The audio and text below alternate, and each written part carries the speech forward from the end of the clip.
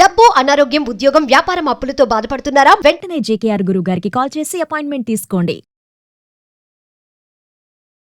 నమస్తే అమ్మా. నమస్తే జయలక్ష్మి. అమ్మా. హ్మ్. మంచం మీద కూర్చొని హ్మ్. ఫుడ్ తీసుకోవటం అంటే ఆహారం తీసుకోవటం, హ్మ్. చదువుకోవటం, హ్మ్. పడుకోవటంతో పాటు అన్ని కార్యక్రమాలు మంచాల మీదే జరిగిపోతున్నాయి. ఉమ్. పిల్లలు అలానే ఉన్నారు, పెద్దవారు అలానే ఉన్నారు. ఇది అసలు ఎంతవరకు కరెక్టు? దీనివల్ల ఏమైనా సమస్యలు రావటానికి అవకాశాలు ఉన్నాయా? నాకు తెలిసి ఒక విషయం చెప్తానమ్మా మీరు చెప్పండి చెప్పే అమ్మా. ముందు. హ్మ్. బాలింతలే మంచాల మీద కూర్చుంటారని నేను విన్నాను. అది ఎంతవరకు కరెక్ట్? బాలింతలే కాదమ్మా, రోగులు కూడా మంచం మీదే ఉంటారు. ఎవరన్నా లేవలేని పరిస్థితిలో ఉంటే మంచాన పడ్డాడు అంటారు. అవును, మంచాన పడ్డాడంటే ఏమిటి అర్థం? మంచానికి అంకితం. లేస్తాడో లేదో డౌట్ఫుల్. అంతే. చాలా రేర్ కేసుల్లో మంచాన పడ్డవాళ్ళు లేవడం జరుగుతుంది. ఉమ్.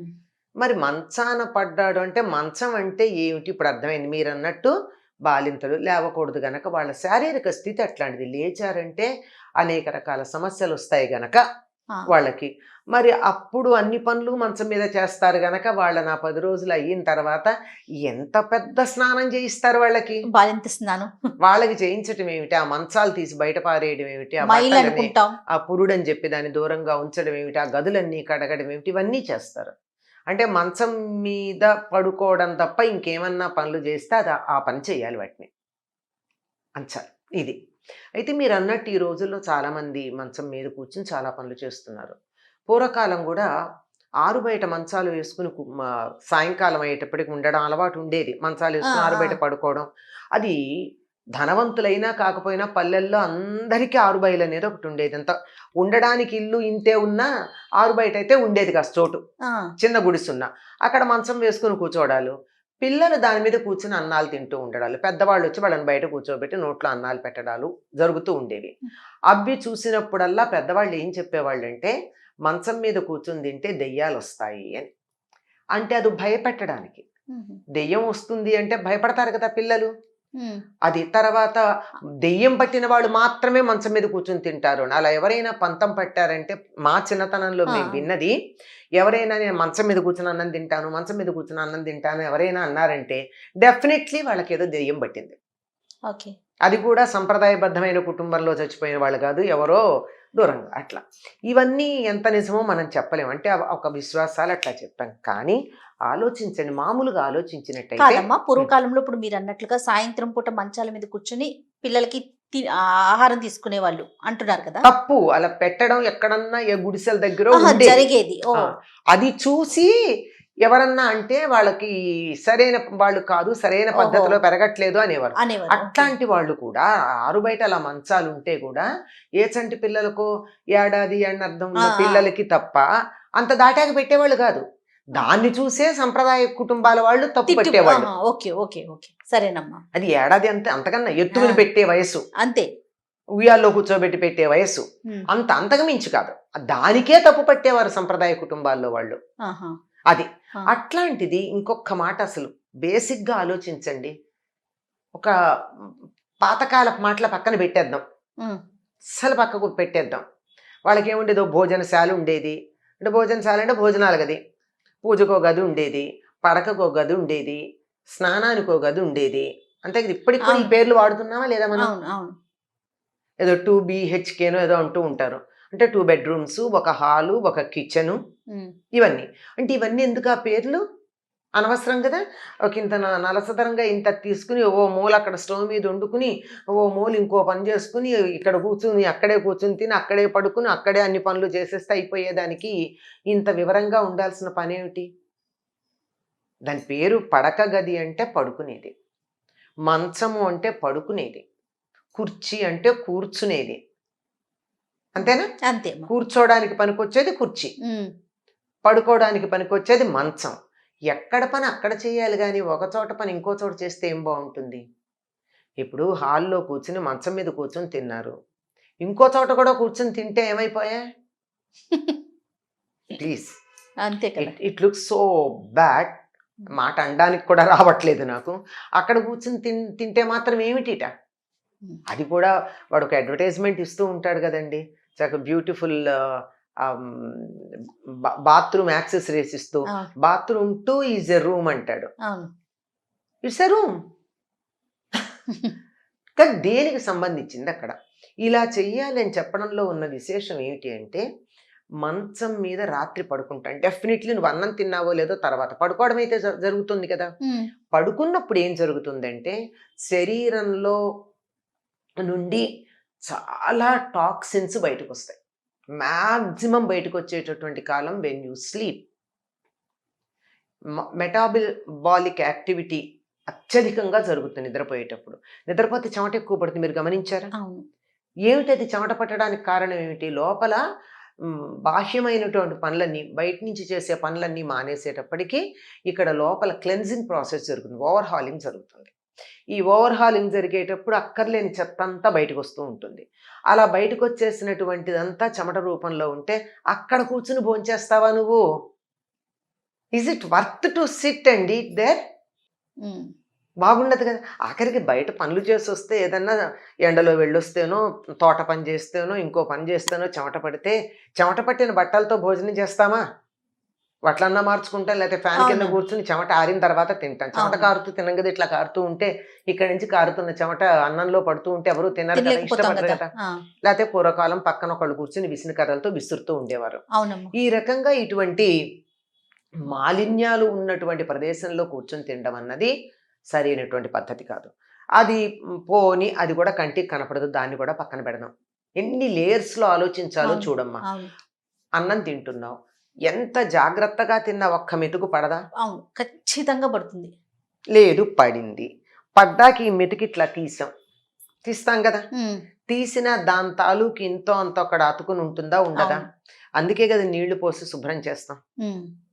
మన కంటికి కనపడకపోయినా ఈగ వచ్చి అక్కడ వాళ్తోందంటే ఈగ తను తినగలుగుతోంది కదా. అక్కడ ఉండిపోయినటువంటి small particle of the food అవును దాన్ని అక్కడ ఉంచేస్తే బ్యాక్టీరియా ఫామ్ అవుతుంది కదా. ఏమవుతుంది?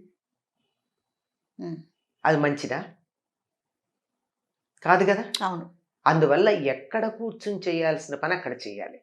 ఉదాహరణకి ఈ రోజుల్లో మీకంతా ఒకప్పుడు తప్పు పట్టేవాళ్ళు కానీ ఇప్పుడు అందరూ చాలా స్టైలిష్గా దాన్నే ఫాలో అవుతున్నారు. యోగా మ్యాట్ అని చెప్పి ఒకటి తీసుకుని భుజాన్ని వేసుకుని పెడతారు. ఎక్కడికి వెడితే అక్కడ నా యోగా మ్యాట్ నేనే కూర్చుంటాను. అవును పూర్వకాలం ఒక పీఠాధిపతులు లాంటి వాళ్ళే వాళ్ళు ఎక్కడికన్నా పెడితే వాళ్ళ ఆసనం వాళ్ళు వేసి కూర్చునేవారు. ఇప్పుడు ప్రతి వాళ్ళు ఆ స్థాయికి చేరిపోయారు. ఏమిటంటే దీని మీద చేస్తే దీని మీదే గుర్తుంటుందని.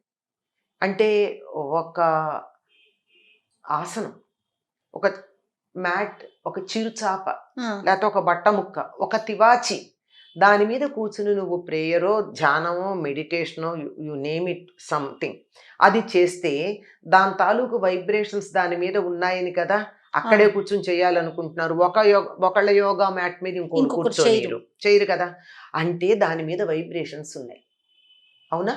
అవును మరి నువ్వు పడుకునేటప్పుడు ఉండే వైబ్రేషన్స్ నువ్వు కూర్చుని తింటుంటే నిద్దట్లో తిన్నట్టు అవుతుందా, మేలుకుని తిన్నట్టు అవుతుందా? అవునమ్మా ఆ వైబ్రేషన్స్ ఉంటాయి కదా. ఒక పావు గంట అరగంట చేసే యోగా చేసినప్పుడే దాని వైబ్రేషన్స్ దానికి అంటుకుంటే రాత్రి 7-8 గంటలు పడుకుంటున్నావు. ఆ నిద్ర, మత్తు, బద్ధకం ఎట్సెట్రా ఎట్సెట్రా ఇంకా చాలా ఉంటాయి. వీటన్నిటి ఎఫెక్ట్ దాని మీద ఉందా లేదా? ఆ వైబ్రేషన్స్. సో దాని మీద కూర్చొని తింటున్నావు అంటే ఇట్స్ ఒక రకంగా కోమా స్టేట్లో ఉండి తిన్నట్టే అనుకో. అది సరైన పద్ధత. ఇది పిల్లలు తినడమే కాదు, ఇంట్లో మీరు అన్నట్టు పెద్దవాళ్ళు కూడా ప్రోత్సహిస్తున్నారు. ఎట్టాగొట్ట పిల్లాడు తింటే చాలు. కొంచెం ఆడపిల్లలు తక్కువ, అసలు లేరని చెప్పను, ఆడపిల్లలు కొంచెం తక్కువ, కానీ మగపిల్లలు అయితే అబ్బా తెచ్చివ్వకూడదా టీవీ చూస్తున్నానంటారు. ఇంకొక దౌర్భాగ్యం ఏమిటంటే ఇంట్లో రూమ్కో టీవీ, దరిద్రం అది. కనీసం టీవీ ఒకటి ఉంటే అందరూ టీవీ చూసేప్పుడన్నా కలిసి ఉంటారండి కుటుంబ సభ్యులు. ఇప్పుడు దేనికి అది అయిపోయింది. ఇప్పుడు అది కూడా అవసరం లేకుండా ఉంది. ఎవరి ల్యాప్టాప్స్ వాళ్ళకున్నాయి, ఎవరి ఐపాడ్స్ వాళ్ళకున్నాయి, లేదంటే ఎవరి ఫోన్స్ వాళ్ళకున్నాయి, వాటిల్లో చూసుకుంటున్నారు. అవి చూసుకుంటుంటూ తినడం ఏమిటి? అది మంచం మీద కూర్చుని తినడం అన్నది పరమ భయంకరం. హాల్లో కూడా కూర్చుని తినకూడదు. భోజనాలు గది ఎందుకు ఇంట్లో తీసేయండి, భోజనాలు గది వద్దు ఇంకా. అవును ఇంకెందుకండి, హాయిగా ఒక ఓవెన్ పెట్టుకోండి, అదే హాల్లో ఉంటుంది. స్విగ్గీనో ఇంకోటో ఊబర్ ఈట్సో ఉంటాయి కదా, ఆర్డర్ చేసుకోండి, వేడిగానే తెస్తాడు వాడు, తినచ్చు. లేదంటే ఓవెన్లో డ్రాయింగ్ రూమ్లో ఓవెన్ పెట్టుకోండి, హీట్ చేసుకోండి, తినండి, boss. No kitchen, no establishment, nothing. ఇంత ఈ కల్చర్కి వచ్చామా మనం? ఇంకా మళ్ళీ we talk of so many things. అది ఇట్లాంటి వాళ్ళు కూడా మాట్లాడతారు. అది విషయం ఏమిటంటే వీళ్ళే ఎక్కువ మాట్లాడుతూ ఉంటారు. ఈ పిల్లలని ప్రోత్సహించేటటువంటి పిల్లలు అలా ఉండడంతో పాటుగా తల్లులు ప్రోత్సహించటం, తండ్రులు ప్రోత్సహించటం కూడా ఉంది. ఎట్లాగొట్లా 4 ముద్దలు తింటే చాలు, వాడి నోట్లోకి లేకపోతే అమ్మాయి నోట్లోకి 4 ముద్దలు ఎడితే చాలు, లేకపోతే సన్నగా ఉండిపోతున్నారు అని. దానివల్ల ఏమవుతుంది? ఒబేసిటీ వస్తుంది, శరీరం పెరుగుతోంది, కానీ దీనికి వెళ్ళట్లేదు శక్తి. మనం తినే ఆహారం మనసుకు కూడా బలం ఇవ్వాలి కదా. మనసుకు బలం ఇవ్వకపోవడానికి కారణం ఏమిటంటే ఆహారం మీద దృష్టి లేకుండా తినడం. తినే దాని మీద దృష్టి పెట్టినప్పుడు మనసుకు బలం వస్తుంది. తినే దాని మీద దృష్టి పెట్టకుండా తింటే శరీరానికి మాత్రమే బలం వచ్చి లావెక్కుతూ ఉంటారు. అంచేత లావెక్కాడు, బాగా పుష్టిగా ఉన్నాడు, కానీ తెలివితేటలు లేవండి, చురుకు లేదండి, లెమ్మంటే లేవడండి, కదలమంటే కదలడండి, ఎక్కడ ఉన్నవాడు అక్కడే ఉంటాడండి, రాను రాను లడ్డు అయిపోతాడు. ఎలా మాన్పించాలమ్మా మరి? ఎలా అంటే మంచం దగ్గర తినటం అనే అలవాటుని ఎలా అవాయిడ్ చేయాలి? ఇవన్నీ ఇంత చర్చ చేస్తే వినరు గనక పూర్వం దెయ్యాలు పడతాయనో మాట అనేవారు. భయపెట్టే ఇప్పుడు మన దెయ్యాలని కాదు కానీ బ్యాక్టీరియా వస్తుంది, ఇన్ఫెక్షన్స్ వస్తాయి. నువ్వు తింటున్నది వంట పట్టదు, నువ్వు మంచం మీద కూర్చొని తింటే లావెక్కుతావు తప్ప బుర్ర పెరగదు, ఇటువంటి మాటలు చెప్తే వినేవాళ్ళు ఉంటే చెప్పాలి. వింటారా? వినే స్థితిలో పిల్లలు ఉన్నారా? అసలు పిల్లలు వినేటట్టుగా చెప్పగలిగిన స్థాయిలో తల్లులు ఉన్నారా? ముందర వీళ్ళ వీక్నెస్ ఎక్కువ కదా, వీళ్ళు బలంగా ఉంటే వాళ్ళని అదిలించగలరు, కానీ వీళ్ళు బలంగా లేరే, వీళ్ళే బలంగా లేరు, వీళ్ళే వీక్గా ఉన్నారు. వీళ్ళే హాల్లో సోఫాలో కూర్చుని ఇలా ఇలా తింటూ సీరియల్స్ చూసే తల్లికి what right she has to talk to his son about this? ఇంట్లో ఒక్కటి చెప్పాలమ్మా, ఎట్టి పరిస్థితుల్లో కుటుంబం ఐక్యంగా ఉండాలి అంటే కుటుంబ సభ్యులందరూ ఒక్క చోట కూర్చుని ఒక్కసారి భోజనం చేయడం అనేటటువంటి సంస్కృతి ఉండాలి. ఎవరికి వాళ్ళు విడివిడిగా తినడం, ఎవరి తిండి వాళ్ళు తినడం. ఒకళ్ళు పిజ్జా తెప్పించుకుంటారు, ఒకళ్ళు నూడిల్స్ ఇంట్లో చేసుకుంటారు, ఇంకొకళ్ళు సబ్వే నుంచి తెప్పించుకుంటారు. ఎవరిష్టం వాళ్ళు తింటూ ఉంటే అదో కుటుంబమా? కాదు కదా. భోజనం దగ్గరే సంస్కారం బయటపడేది, మానవ సంబంధాలు పెరిగేవి, మనిషితో మనిషికి ఆప్యాయతలు, అభిమానాలు, ఇష్టాలు, ఒకళ్ళ పట్ల ఒకళ్ళకి ప్రేమ కలిగేది భోజన సందర్భంలో.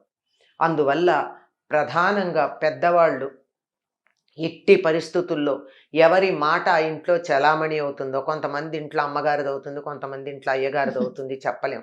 ఎవరి మాట చలామణి అవుతుందో వాళ్ళు ఇనిషియేటివ్ తీసుకుని కుటుంబ సభ్యులందరూ ఒకే చోట కూర్చుని ఒక్కసారిగా భోజనం చేయడం అన్నది అలవాటు గనక చేసుకున్నట్టయితే అసలు కుటుంబ వ్యవస్థ బాగుపడిపోతుంది. చాలా తప్పమ్మా భోజనం మంచం మీద కూర్చుని చేయడం. అది ఎప్పుడు ఎవరికి చేస్తారు? రోగిష్ఠులు తింటారు మంచం మీద కూర్చుని. రోగిష్ఠులు కూడా ఏం చేస్తారు? ఆ పెద్ద పెద్ద హాస్పిటల్స్లో కూడా మరీ లేవలేకపోతే తప్ప కొంచెం లేవగలిగితే బెడ్ మించి లేపి కుర్చీలో కూర్చోబెట్టి భోజనం పెడతారు. అట్లాంటిది మన ఇంట్లో మనం మంచం మీద కూర్చొని తిండమా? ఎక్కడికి వెడుతున్నాం మనం? ఎంత భయంకరం అంటే నన్ను నేను ఇన్వాలిడ్గా చేసుకున్నట్టు మంచం మీద కూర్చొని తింటే. అందువల్ల ఆలోచించాల్సి. ఇప్పుడు నేను చెప్పిన విషయాలు చాలా సూపర్ఫిషియల్గా, చాలా కొద్ది విషయాలే మాట్లాడాను ఈ అంశం గురించి, తెలుసా? కానీ దీంట్లో ఇంకా చాలా లోతైన విషయాలు ఉన్నాయి, చాలా ఆలోచించాల్సిన విషయాలు ఉన్నాయి. అమ్మ ఇక్కడ ఇంకొక విషయం ఉంటుంది. ఇప్పుడు అందరికీ డబుల్ బెడ్రూమ్ ఫ్లాట్స్ ఉండకపోవచ్చు, సపరేట్ గా వంటశాల కానీ లేకపోతే కూర్చొని తినడానికి ఒక అవకాశం లేకపోయి ఉండొచ్చు, కానీ మంచం పక్కన ప్లేస్ అయితే ఉంటుంది కదా, కింద కూర్చోడానికి.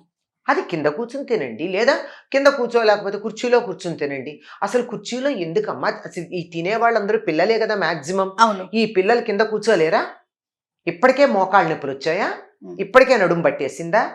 అసలు కింద కూర్చుని తినడం అలవాటు ఉన్న వాళ్ళకి ఏం జరుగుతుందంటే మోకాళ్ళ నొప్పులు రావు, కింద కూర్చుని తింటే నడుము నొప్పి రాదు, తిన్నది అరుగుతుంది వెంటనే. ప్రతి ముద్దకి ఇలా వంగుతారు కదా, పొట్ట మడత పడుతుంది, అవును ఆకలి ఎంతో తెలుస్తుంది, పై పొట్ట రాదు. ఇప్పుడు పిల్లలకి చూడండి, పై ఈ పొట్ట బొడ్డు కనిపిస్తుంది. కింద వచ్చేదానికన్నా బొడ్డుకి పైన ఉండి ఇక్కడి నుంచి ఇక్కడ దాకా వచ్చే పొట్ట ఎక్కువ ఉంటుంది. అవును ఎందుకు వస్తుందంటే వంగడం అలవాట్లేక. ఎవరైతే ఇలా వంగి భోజనం చేస్తారో, ముద్ద ముద్దకి ఇలా తల ఉంచుతారో, పొట్ట ఉంచుతారో, వాళ్ళకి పాట పెరగదు. మరి ఇన్ని అంశాలు ఉన్నాయి వీటిల్లో. ఆ బిడ్డకి, అమ్మాయో అబ్బాయో, ఏది పడుతుందంటే ఆ ఒక్క పాయింట్ చెప్పి వాళ్ళని మంచం మీద కూర్చొని తినడం మానిపించవచ్చు. తప్పకుండా చురుకుతనం చెప్పొచ్చు, పొట్ట రాకుండా ఉంటుందని చెప్పొచ్చు, సన్నగా మోకాళ్ళ ఉంటారని నొప్పులు చెప్పొచ్చు. అని చెప్పొచ్చు, సన్నబడతావని చెప్పి, ఇన్ని అంశాలు ఉన్నాయి. ఇన్ని అంశాల్లో వాళ్ళకి నచ్చేది ఒక్క అంశం చెప్పైనా వాళ్ళ చేత ఆ పని మానిపించవచ్చు. లేదా కొంచెం క్లీన్గా ఉండే అలవాటు ఉన్న వాళ్ళకైతే బ్యాక్టీరియాను వైరస్లు వస్తాయని ఇలాంటివి.